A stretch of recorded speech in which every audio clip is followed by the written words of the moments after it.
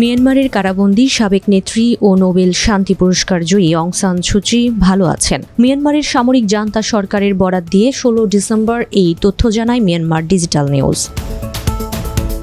এর আগে সুচির শারীরিক অবস্থা নিয়ে গভীর শঙ্কা প্রকাশ করেন তার ছেলে কিম আরিস।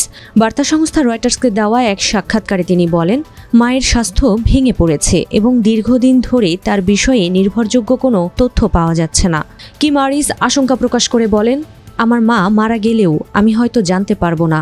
আমার জানা মতে তিনি হয়তো আর বেঁচে নেই। কিম আরিসের এমন মন্তব্যের পরই বিবৃতি প্রকাশ করে জান্তা পরিচালিত মিয়ানমার ডিজিটাল নিউজ।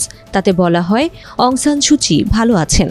বিবৃতিতে সুচির নামের আগে একটি সম্মানসূচক উপাধি ব্যবহার করা হয়েছে, তবে তার শারীরিক অবস্থা সম্পর্কে বিস্তারিত তথ্য দেয়নি।